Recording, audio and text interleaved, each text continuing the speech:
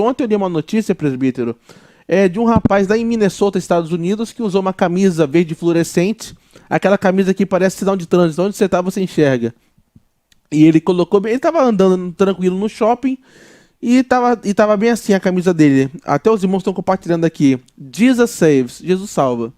E aqui atrás, Jesus is the only way. Jesus é o único caminho. E uma imagem de vários símbolos de várias religiões riscada, dizendo que elas não são suficientes. Seria a camisa assim. E muitos que estavam no shopping se sentiram ofendidos e chamaram os agentes do shopping para poder retirá-lo ou pedi-lo para tirar a camisa. É assim, se fosse isso tivesse acontecido num país desses aqui, eu até pensaria, faz sentido, mas aconteceu nos Estados Unidos, você já foi lá, você já visitou. Você acha que é uma tendência que também vem para o Brasil, isso aí? Essa situação que aconteceu em Minnesota? Porque a gente sabe, né, que hoje está muito mais rápido a resposta, né? Antigamente demorava, mas hoje está muito rápido, as informações estão muito rápidas. Você acha que a gente vai ver isso no Brasil em breve? Provavelmente, porque nós temos um fenômeno hoje que é de pura tolerância. Não está na legislação, não está dentro da norma constitucional. A maioria dos estados ocidentais são laicos, né? E o estado laico não é estado ateu. O estado laico, ateu é aquele que não acredita em Isso. Deus. O laico é aquele que permite todas as crenças, né? Ou seja, o Estado que permite todas as crenças. Ele não persegue, ele não escolhe uma, ele não prefere outra, ele permite todas as crenças. Então, o nosso Estado é laico, o Estado norte-americano também é, o país lá é laico. E o que tem que ser observado é o seguinte: é essa narrativa de que a opinião de uma pessoa ofende a outra, ou o gosto de uma pessoa ofende o gosto da outra. Ora, se alguém fala assim, olha, eu gosto de pizza e não gosto de cachorro quente. Aí o sujeito gosta de cachorro quente e fala assim, pô, você está me ofendendo. E hoje isso está pegando. Está Sim. pegando. Só que, ora, não era para você estar ofendido. Você pode concordar ou não com a minha opinião. Se não concordar, ok. Se concordar, ok também. Ninguém é obrigado a acreditar no que o outro fala. Então, se alguém chega lá e fala assim, o sujeito chega na praça e fala lá, arrependei-vos dos vossos pecados, ou vocês vão para o inferno, né? Isso é uma ideia, isso é uma crença. Agora, o sujeito tem essa liberdade de crença? Tem. Ele tem liberdade de manifestar essa crença? Tem. E o outro lá mas isso aí me perturbou. Ora, te perturbou porque você acreditou. Você pode não acreditar também. Você é livre para acreditar ou não. E se acreditou e te perturbou, vai lá perguntar para ele se tem solução, né? Você é livre para isso tudo. Agora, querer usar o Estado para impor àquela pessoa, olha, não fale isso porque essa pessoa ficou perturbada com a sua ideia. Ora, o homem médio, o adulto, ele tem discernimento. Ele ouve de tudo, aceita o que ele quer. Então, assim, parece que as pessoas estão. Na verdade, as pessoas não. Os veículos tradicionais de mídia, eles estão excluindo essa verdade óbvia de que nem todo mundo tem que aceitar tudo que ouve e que é muito possível eu passar ali numa praça, ouvir algum membro de alguma seita falando alguma coisa que eu olho e falo, poxa, isso aí não é verdade, eu vou me sentir ofendido? Não preciso me sentir ofendido. É a crença dele. A gente pode conversar, eu posso falar a minha, ele vai falar dele, e cada um pode ou manter a sua própria crença ou modificar a sua crença no conversar. Isso não precisa levar a nenhum tipo de.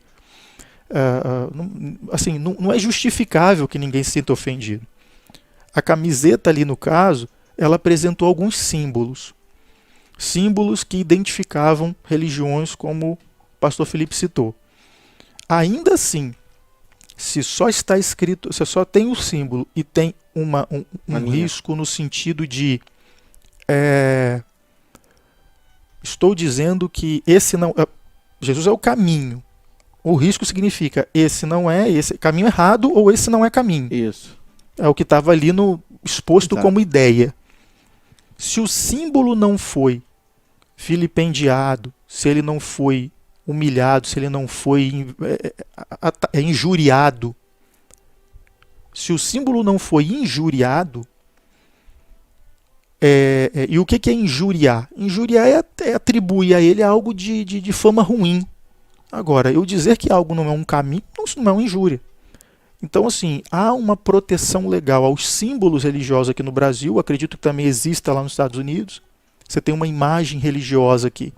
O sujeito pega a imagem, chuta a imagem. Como já aconteceu aqui, né? Isso não é você colocar a imagem e botar um tracinho, Exatamente. tá? É bem diferente. Bem diferente. Então, se ali algum segurança daquele shopping foi lá e constrangeu aquele jovem a retirar aquela camisa, ou a não permanecer ali no local público, por causa daquilo, que pessoas disseram que se sentiram ofendidas injustamente, não há justiça nesse reclamo. Esse jovem, com certeza, lá nos Estados Unidos, ele pode procurar um bom advogado lá, processar esse shopping pela